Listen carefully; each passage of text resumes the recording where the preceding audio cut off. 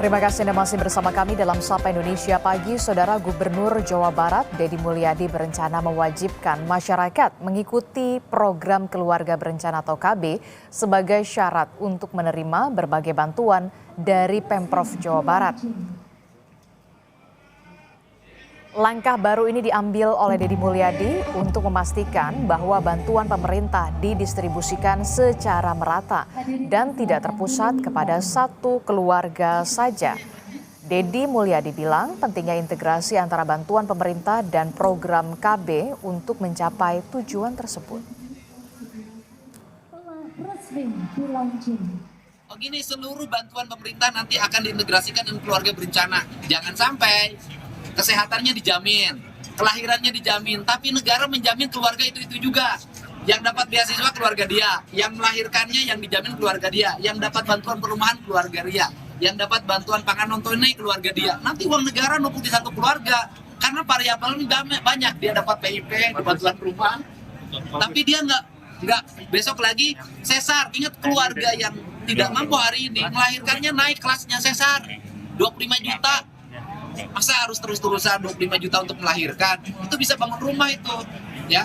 Makanya berhentilah bikin anak kalau tidak sanggup menafkahi dengan baik. Saudara Gubernur Jawa Barat Deddy Mulyadi berencana mewajibkan KB pria sebagai syarat penerima bansos di Jawa Barat. Lalu bagaimana akses keluarga miskin terhadap layanan keluarga berencana?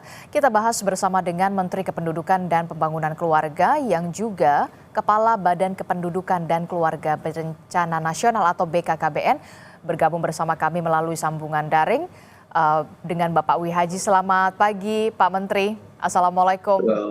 Selamat pagi Mbak Adisti. Waalaikumsalam warahmatullahi wabarakatuh. Iya Pak Menteri, ini kan kalau kita lihat Gubernur Jawa Barat Kang Deddy Mulyadi sudah berencana untuk menerapkan wajib KB khusus pria bagi penerima bansos. Nah, saya ingin tanyakan adalah sejauh ini bagaimana koordinasinya antara BKKBN dengan Gubernur Jawa Barat Kang Deddy Mulyadi untuk penerapan aturan ini, langkah konkretnya?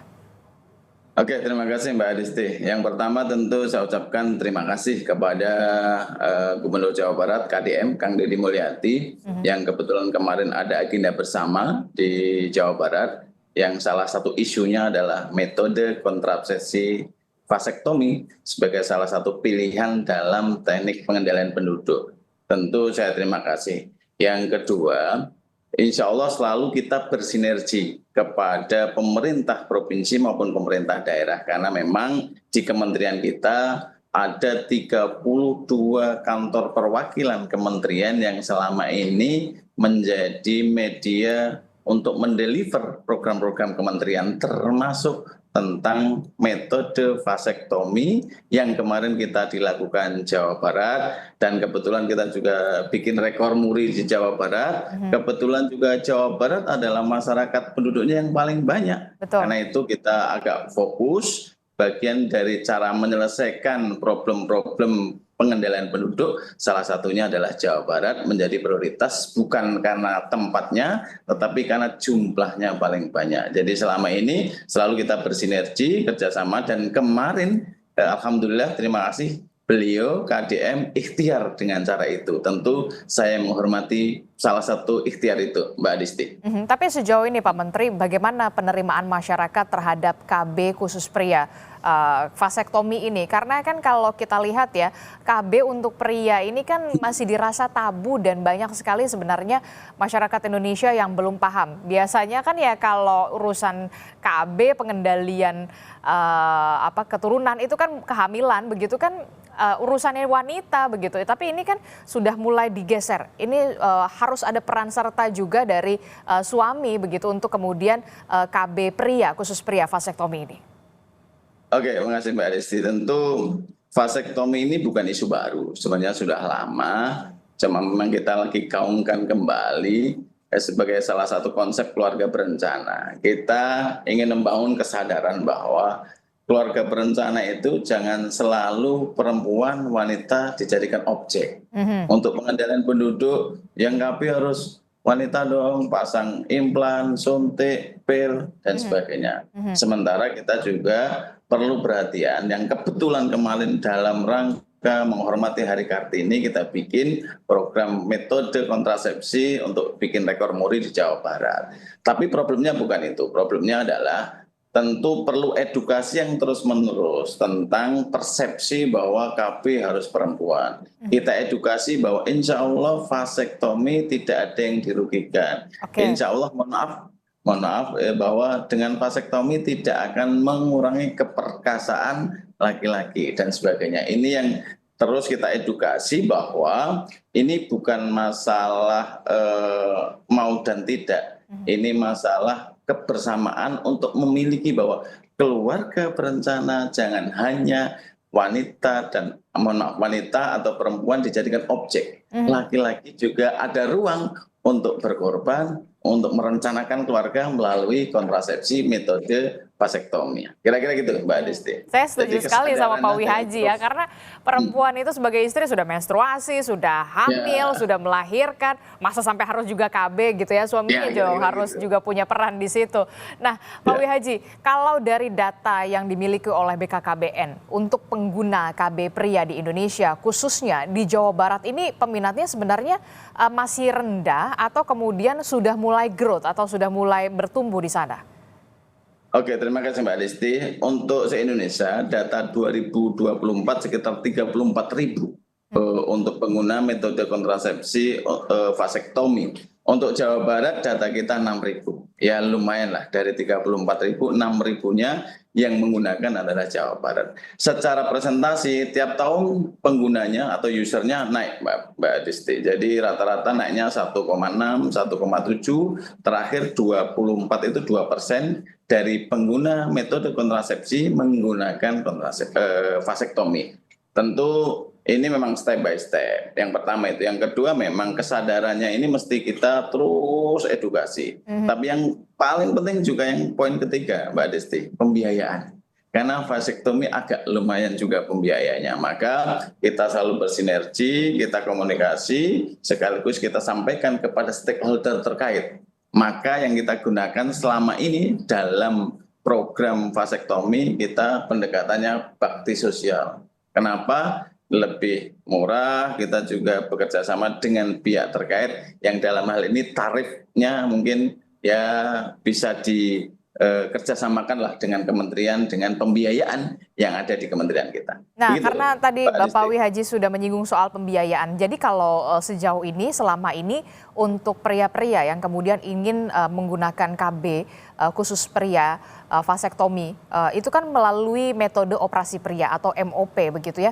Nah ini sebenarnya sejauh ini memang harus bayar, ada biayanya, dan kalau ada biayanya berapa? Karena kalau dari Gubernur Jawa Barat sendiri kan memang menyasarnya ini untuk pria-pria atau suami-suami yang dari kalangan prasejahtera. Adakah soal koordinasi soal pembiayaan sejauh ini?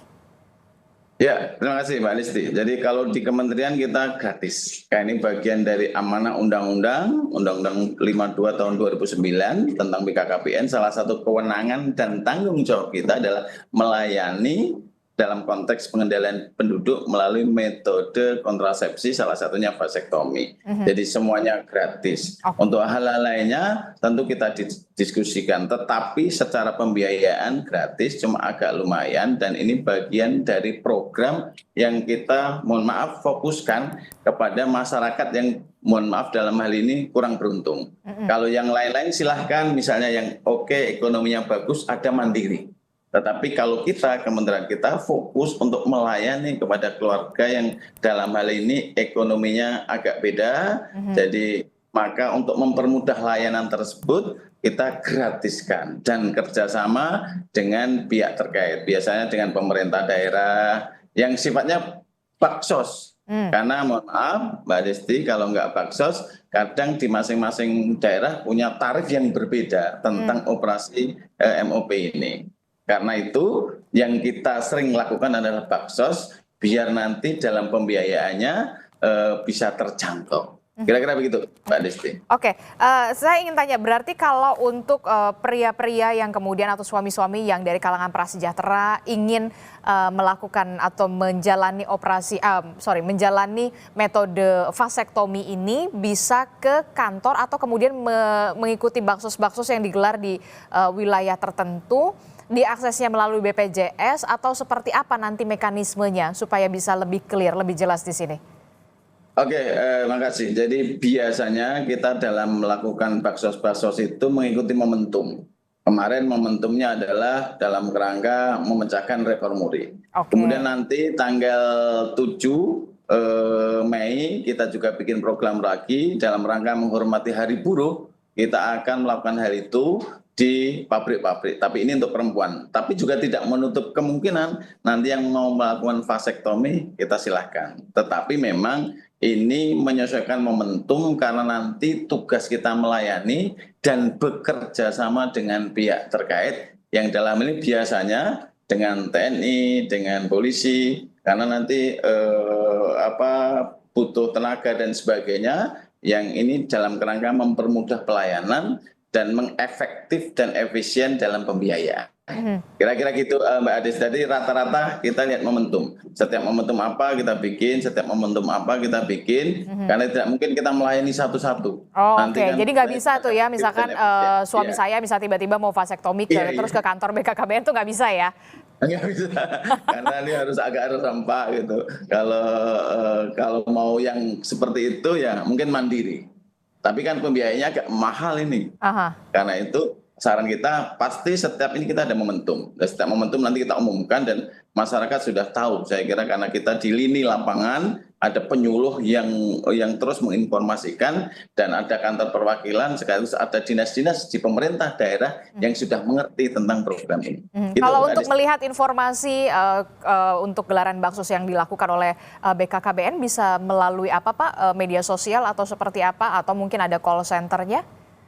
Ada. Jadi kita setiap ada momentum pasti medsos kita bergerak. Kemudian berbagai institusi kita yang di bawah sampai ke lini lapangan. Kita kan ada 600.000 TPK, tim pendamping keluarga, yang selama ini berkeliling di kampung-kampung untuk memberikan sosialisasi sekaligus menjemput. Misalnya ada yang mau, oh begini caranya, oh ini syaratnya, kan kemudian kalau mau ikut nanti saya antar, saya jemput. Karena kan tidak sembarangan ini. Harus memenuhi syarat. Vasektomi misalnya minimal umurnya 35 tahun, minimal anaknya sudah 2 dan mendapat persetujuan istri ya. Jadi harus matang betul dan ini selalu diedukasi oleh teman-teman petugas lapangan kita melalui penyuluh KB maupun petugas KB maupun TPK, tim pendamping keluarga yang selama ini menjadi petugas lini lapangan dalam program-program Kementerian Kemendikbudayaan. Oke, terakhir karena tadi syaratnya apa saja yang bisa